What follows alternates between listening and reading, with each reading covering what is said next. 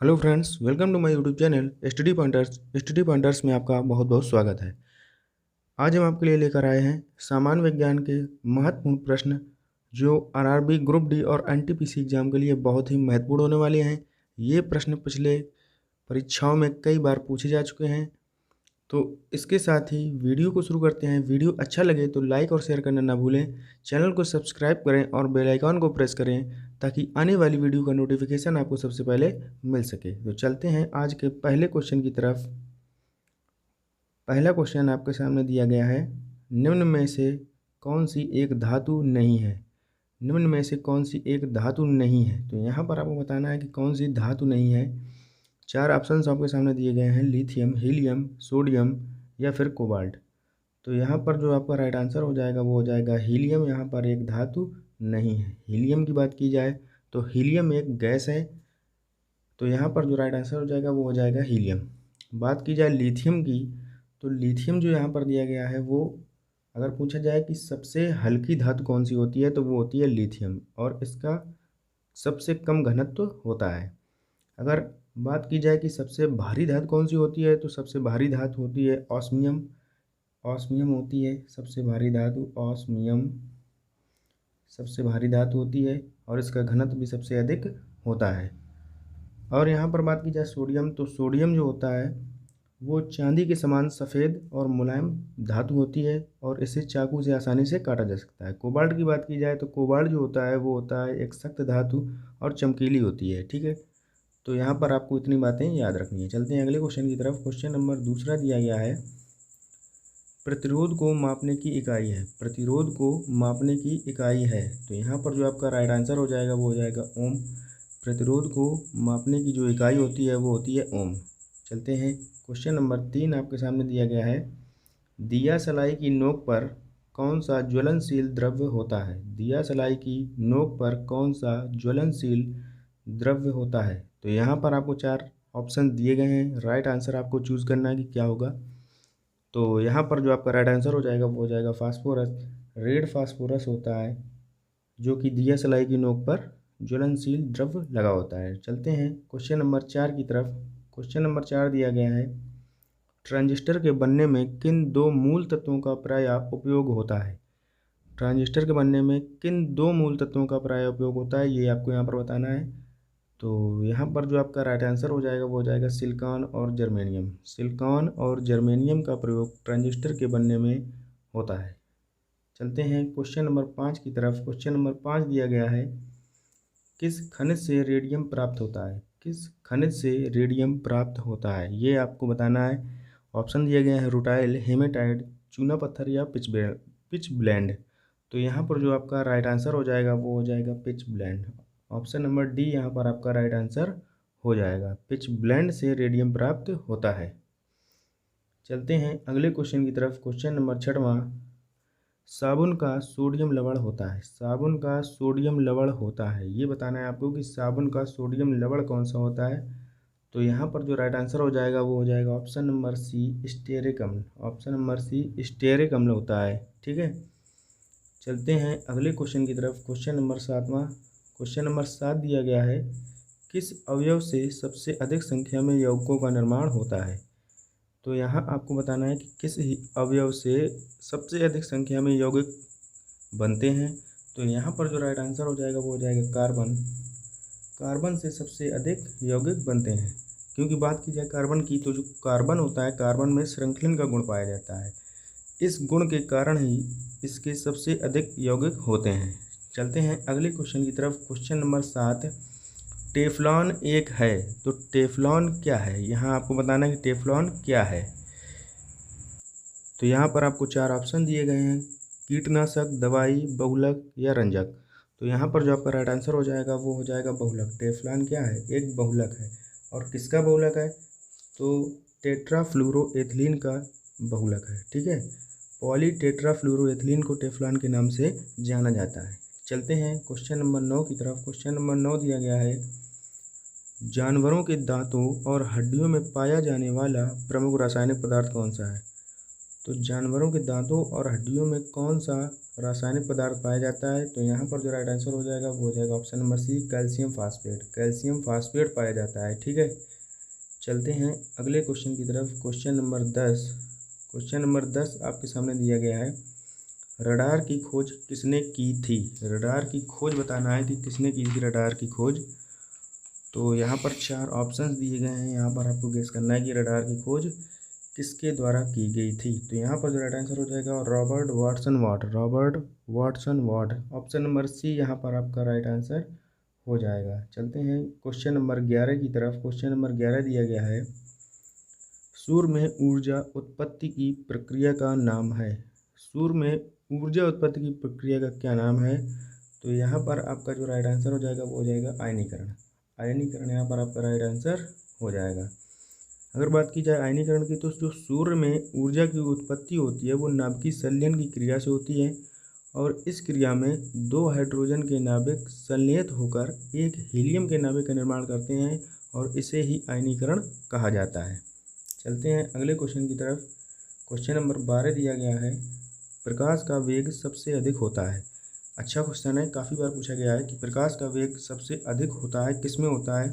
निर्वात में, कांच में, पानी में या फिर हीरे में? तो यहाँ पर जो आपका राइट आंसर हो जाएगा निर्वात में। प्रकाश का वेग निर्वात में सबसे अधिक होता है। कितना होता है? तो 3 × 10⁸ मीटर पर सेकेंड। 3 × 10⁸ मीटर पर सेकेंड निर्वात में प्रकाश का वेग होता है। बात की जाए कांच में कितना होता है, तो कांच में आपका होता है 2 × 10⁸ मीटर पर सेकेंड। ठीक है, ये आपको याद रखना है। चलते हैं अगले क्वेश्चन की तरफ। क्वेश्चन नंबर 13, प्रिज्म में प्रकाश के विभिन्न रंगों के बिखराव को क्या कहा जाता है? प्रिज्म में प्रकाश के विभिन्न रंगों के बिखराव को क्या कहा जाता है? तो यहाँ पर जो राइट आंसर हो जाएगा वो हो जाएगा ऑप्शन नंबर सी, प्रकाश का विक्षेपण कहा जाता है। क्या कहा जाता है? प्रकाश का विक्षेपण कहा जाता है। चलते हैं क्वेश्चन नंबर 14 की तरफ। माप की कौन सी इकाई को 0.39 से गुणा करने पर इंच प्राप्त होता है? तो यहाँ पर आपको बताना है कि किस इकाई को 0.39 से गुणा करने पर इंच प्राप्त होता है। तो यहाँ पर राइट आंसर हो जाएगा ऑप्शन नंबर बी, 1 सेंटीमीटर बराबर 0.39 इंच होते हैं। ये आपको याद रखना है, 1 सेंटीमीटर बराबर 0.39 इंच होता है। चलते हैं अगले क्वेश्चन की तरफ। गुरुत्वाकर्षण के सार्वभौमिक नियम का प्रतिपादन किसने किया था? गुरुत्वाकर्षण के सार्वभौमिक नियम का प्रतिपादन किसने किया? तो यहाँ पर जो राइट आंसर होगा आपका वो होगा न्यूटन। न्यूटन ने गुरुत्वाकर्षण के सार्वभौमिक नियम का प्रतिपादन किया था। चलते हैं क्वेश्चन नंबर 16 की तरफ। क्वेश्चन नंबर 16 दिया गया है, निम्न में से कौन सी एक सदिश राशि है? सदिश राशि के बारे में यहाँ पर पूछा गया है। तो यहाँ पर राइट आंसर हो जाएगा विस्थापन एक सदिश राशि है। विस्थापन आपका राइट आंसर हो जाएगा। चलते हैं अगले क्वेश्चन की तरफ। क्वेश्चन नंबर 17, प्रकाश तंतु जिस सिद्धांत पर कार्य करता है वह है। तो प्रकाश तंतु के बारे में बताना है कि किस सिद्धांत पर यह कार्य करता है। तो ये कार्य करता है पूर्ण आंतरिक परावर्तन। पूर्ण आंतरिक परावर्तन के सिद्धांत पर ये कार्य करता है। अगला क्वेश्चन है क्वेश्चन नंबर 18, दृश्य वर्णक्रम में सबसे कम तरंग दैर्घ्य वाला रंग है। सबसे कम तरंग दैर्घ्य किस रंग की होती है? तो यहाँ पर राइट आंसर होगा आपका बैगनी। तो बैगनी की जो है सबसे कम तरंग दैर्घ्य होती है। अगर पूछा जाए कि सबसे अधिक किसकी होती है, तो सबसे अधिक होती है लाल की। लाल की जो है सबसे अधिक होती है और बैगनी की सबसे कम होती है। तो यहाँ पर राइट आंसर हो जाएगा बैगनी, सबसे कम। चलते हैं अगले क्वेश्चन की तरफ। क्वेश्चन नंबर 19, कितना तापमान होने पर पाठ्यांक सेल्सियस और फ़ारेनहाइट तापमापियों में एक होंगे? तो यहाँ पर आपको गेस करना है कि कौन सा राइट आंसर हो जाएगा। तो यहाँ पर आपका हो जाएगा option number A, -40 degree centigrade पर आपका पाठ्यांक सेल्सियस और फ़ारेनहाइट तापमापियों में एक होता है। ठीक है, चलते हैं अगले क्वेश्चन की तरफ। क्वेश्चन नंबर 20, प्रत्यावर्ती विद्युत धारा को दिष्ट विद्युत धारा AC में परिवर्तित किया जाता है। तो यहाँ पर किसके द्वारा परिवर्तित किया जाता है? तो रेक्टिफायर के द्वारा परिवर्तित किया जाता है। चलते हैं अगले क्वेश्चन की तरफ। निम्नलिखित में से कौन ट्रांजिस्टर का एक भाग है? कौन सा एक महत्वपूर्ण भाग है जो ट्रांजिस्टर का होता है? तो यहाँ आपको बताना है कि कौन सा एक महत्वपूर्ण भाग है ट्रांजिस्टर का, ठीक है। तो यहाँ पर आपको जो राइट आंसर होगा वो हो जाएगा जर्मेनियम। जर्मेनियम जो है वो ट्रांजिस्टर का एक महत्वपूर्ण भाग है। चलते हैं क्वेश्चन नंबर 22 की तरफ। कलपक्कम प्रसिद्ध है। कलपक्कम किस वजह से प्रसिद्ध है? तो यहाँ पर 4 ऑप्शन दिए गए हैं। परमाणु शक्ति संयंत्र के कारण, रक्षा प्रयोगशाला के कारण, रॉकेट प्रक्षेपण केंद्र हेतु, या इनमें से कोई नहीं। तो यहाँ पर राइट आंसर हो जाएगा परमाणु शक्ति संयंत्र के कारण यह प्रसिद्ध है, ठीक है। तो चलते हैं क्वेश्चन नंबर 23। मरीचिका का बनना उदाहरण है। तो मरीचिका का बनना उदाहरण है, ये आपको बताना है। तो ये उदाहरण है कुल आंतरिक परावर्तन का। कुल आंतरिक परावर्तन का ये उदाहरण है। ऑप्शन नंबर तीसरा यहाँ पर आपका राइट आंसर हो जाएगा। चलते हैं अगले क्वेश्चन की तरफ। Question number 24। निम्न में से कौन विद्युत आवेश का सुचालक है? विद्युत आवेश का सुचालक यहाँ पर बताना है। तो राइट आंसर हो जाएगा आपका तांबा। विद्युत आवेश का सुचालक है तो तांबा यहाँ पर आपका राइट आंसर हो जाएगा। चलते हैं क्वेश्चन नंबर 25 की तरफ। निम्न में से कौन विद्युत का सुचालक नहीं है? तो यहाँ पर आप पूछा गया है कि नहीं है, सुचालक नहीं है पूछा गया है, ये बात आपको याद रखनी है। तो विद्युत का सुचालक नहीं है तो वो यहाँ पर आपको बताना है कौन सा नहीं है। चीनी मिट्टी के बर्तन, एल्युमिनियम, टंगस्टन या निकेल। तो यहाँ पर जो राइट आंसर होगा वो ऑप्शन नंबर है चीनी मिट्टी के बर्तन विद्युत का सुचालक नहीं है। चलते हैं क्वेश्चन नंबर 26 की तरफ। अवरक्त किरणें हैं।